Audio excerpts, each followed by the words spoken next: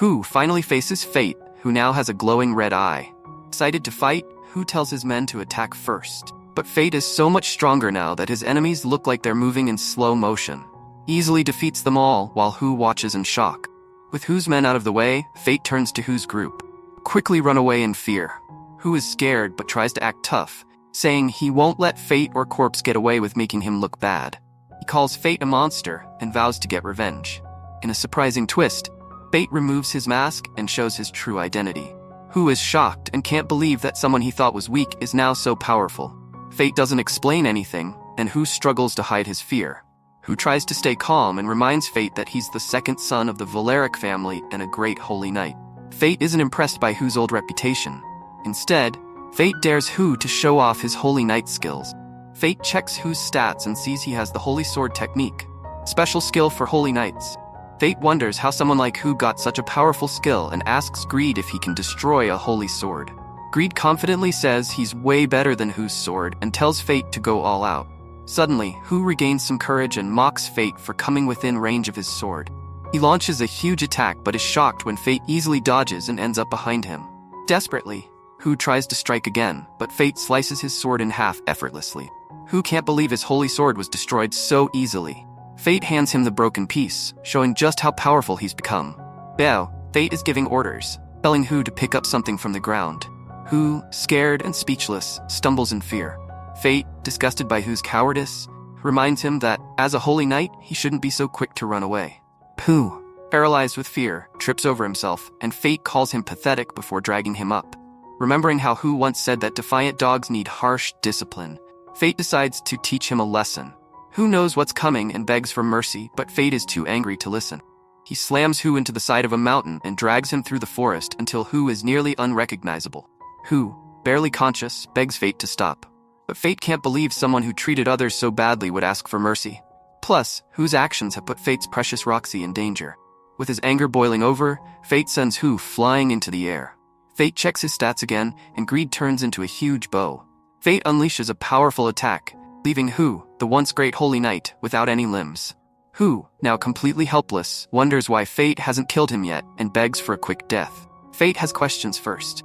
He asks Hu about Roxy, and Hu reveals that Roxy volunteered for a dangerous expedition to Gallia. She said that if her sacrifice could save even one person in the kingdom, it would be worth it. Thinking he might be spared, Hu quickly tries to bargain, promising to cancel the expedition if Fate lets him live. But when Hu says taking revenge for Roxy would be a mistake, Fate loses all patience. He tells Hu to be quiet and says that this is his revenge. Fate drives his blade through Hu's chest, ending his life. As Hu dies, Fate's gluttony skill activates, giving him the holy sword technique.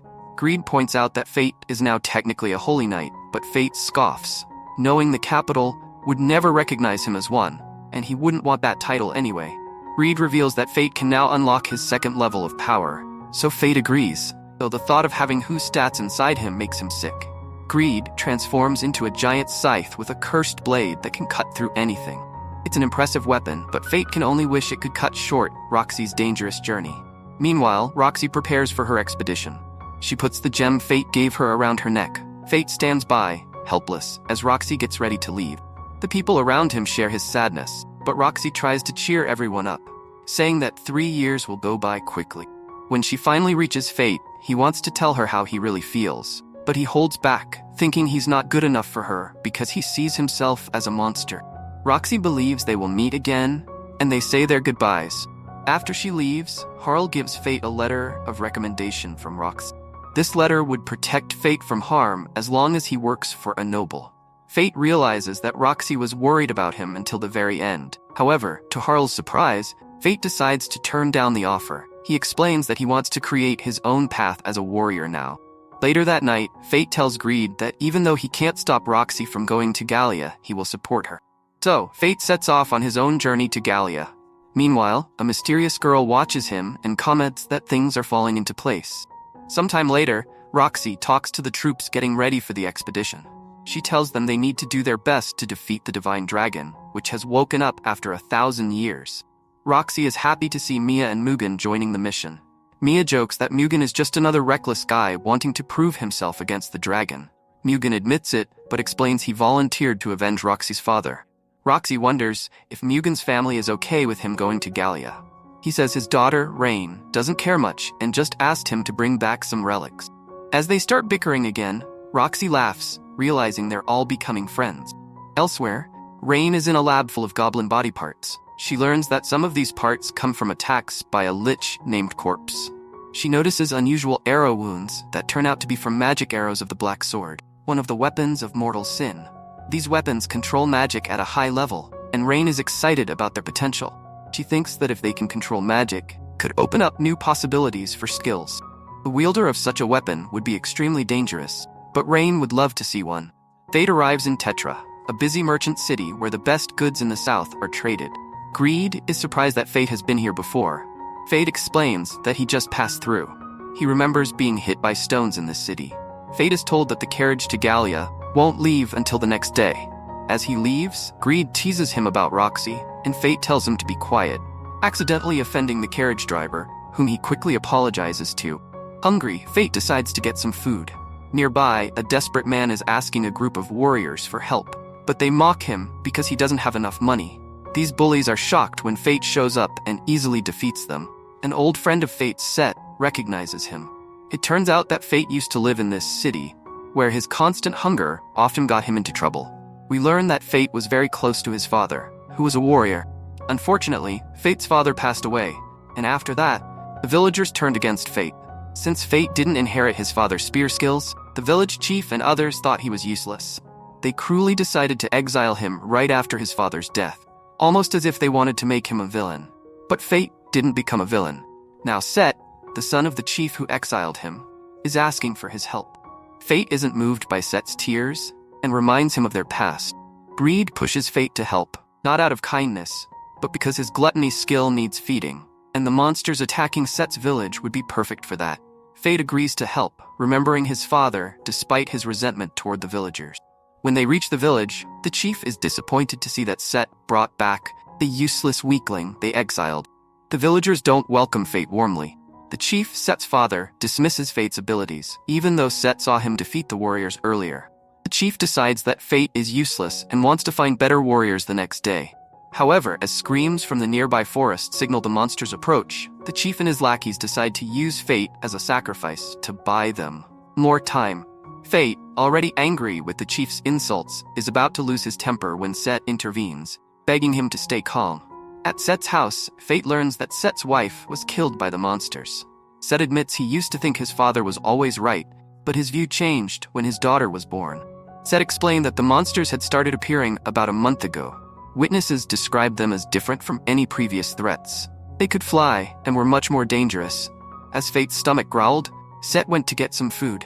Fate asked Greed if he had any idea what these monsters might be, and Greed guessed they could be gargoyles, clever creatures that use probing attacks before overwhelming their prey.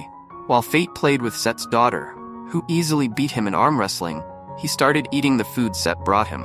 But as he ate, he suddenly felt drowsy and passed out. Set was shocked when his daughter innocently mentioned that she had given Fate some candy from her grandfather. Realizing the truth, Set figured out that his father had poisoned Fate, intending to sacrifice him after all. As Fate lay unconscious, chaos erupted in the village. The monsters attacked, destroying everything in their path. Greed tried to wake Fate, but quickly realized the poison had taken effect. The village chief, in a desperate attempt to find Fate for the sacrifice, met his end at the hands of a monster. Fortunately, Set managed to create an antidote just in time to revive Fate. Stepping outside, he saw the nightmare unfolding with monsters wreaking havoc. Greed pointed out that they had a slim chance of survival if the monsters kept attacking from above. Creatures were level 27, with a dangerous fireball skill. Greed warned that they wouldn't stand a chance unless they fought back hard. Fate transformed Greed into a scythe and used it to slice through a fireball. Greed explained that while the scythe could cut the magic, the resulting fire was another problem. The monsters realized this and started focusing on setting the area ablaze, instead of attacking Fate directly. Undeterred, Fate unleashed a powerful attack that took down all the monsters in one swing, earning him the fireball skill through his gluttony ability. But the fight wasn't over. The leader of the monsters, a massive behemoth at level 47 with fireball and fire resistance, remained. Greed offered strategic advice, noting that the beast would try to close in on Fate to hit him with a fireball. Fate took the cue and, As the beast charged, sliced it in half with precision. His gluttony skill activated again, raising his level and granting him the fire resistance skill. The next morning, Set lamented that most of the villagers, including his father, had perished in the attack, leaving the village in ruins. Fate pointed out that the soil was now barren, making it impossible to grow anything. Set, amazed by Fate's ability to use the Identify skill, wondered why Fate risked his life as a warrior when he could make a living using that ability. Fate, reflecting on his cursed gluttony skill that defied divine law, simply responded that he had no choice but to fight. Set, feeling guilty, shockingly asked Fate to hit him in the face. Apparently, Set is a bit of a masochist, and thought a punch would be a fitting punishment for his actions. Fate was stunned, but greed, never one to miss an opportunity, egged him on, saying that Set probably needed it to feel better. To Set's surprise, Fate didn't hesitate and delivered a solid punch. Afterward, Set thanked him for making things right, and the two parted ways. Reflecting on his memories with his father, Fate resolved that he'd be okay moving forward. He quietly told his dad, who was now in heaven with the milk, that he would be fine. Meanwhile, Roxy was informed that they were approaching a place called Lanchester. She was warned about the Lord of Lanchester, though Mugen, her companion, was frustratingly vague about the details, leaving her to discover what awaited them. Back to Fate, he found himself being paid 3 gold coins to guard a merchant's wagon.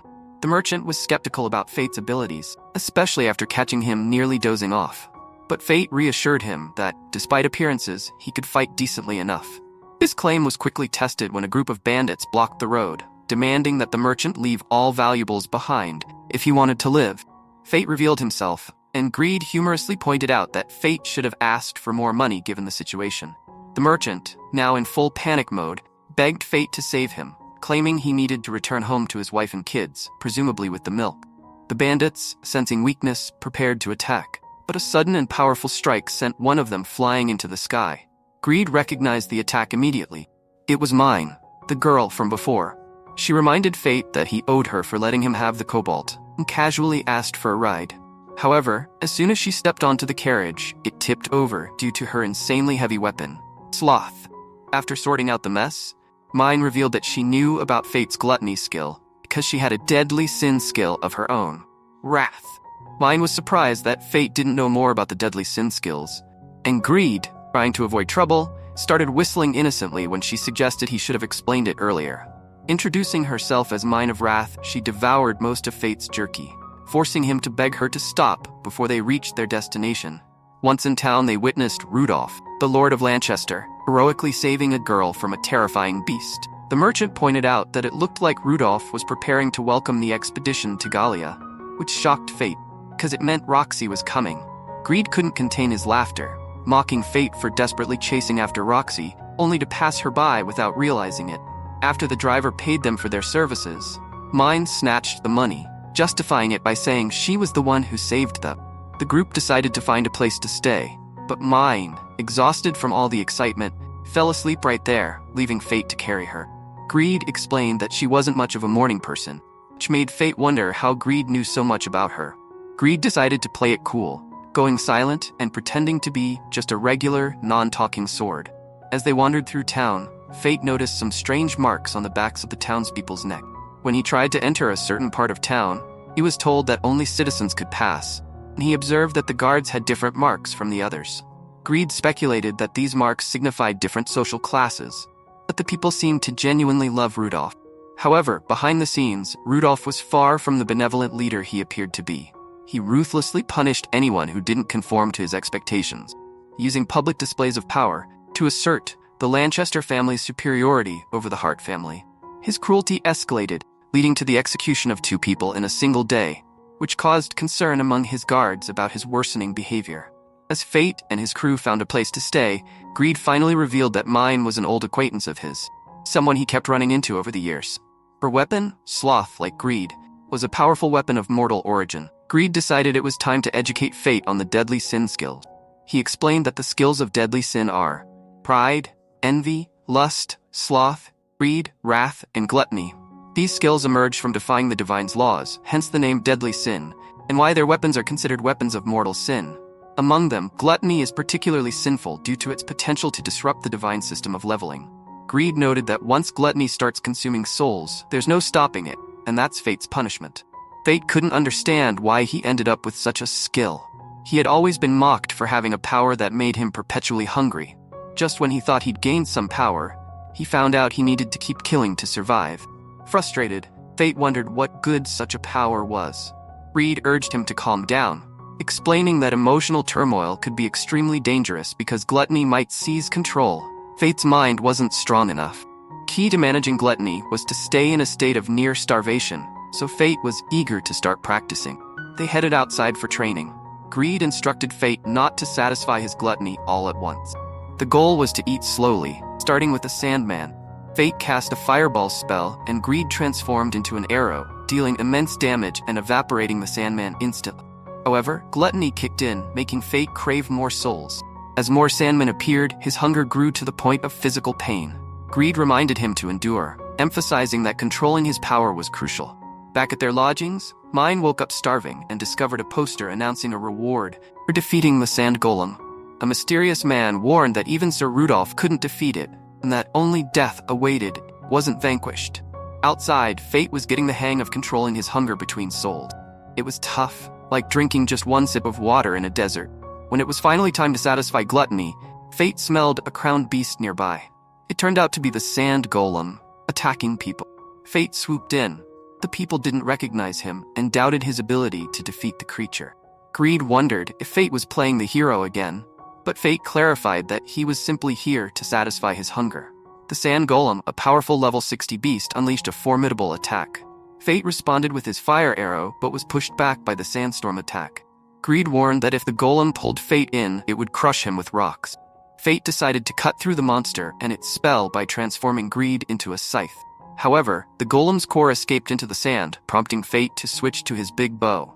Greed advised that Fate would need to use 20% of his stats to hit the core, which Fate agreed to, adding some fire to the attack. This powerful strike not only destroyed the core, but also allowed Fate's gluttony skill to absorb the sandstorm attack. People Fate had saved were amazed by his power, but noted he looked a bit shady. They introduced themselves, and Fate used his nickname, Corpse, to introduce himself. They were surprised by his lack of equipment, but Greed pointed out that Fate's ability to steal skills and boost his stats made him unique. Normal people needed equipment, but not him. The next morning, Mine, furious that Fate had already defeated the Sand Golem, went to claim the reward but found out that Fate had already taken it. Mine thought Fate was lame for wearing a mask and was disappointed by his explanation. Just then, Sir Rudolph arrived to greet the man who had defeated the Sand Golem. He declared that Corpse would be serving him from now on, and that refusal was not an option. Fate was confused, but Rudolph insisted that when a holy knight made a decision, others had to obey. Mine was outraged by Rudolph's disrespect and decided to teach him a lesson by sending him out through a new exit. Fate realized this could cause major problems and decided they needed to leave town while they still could.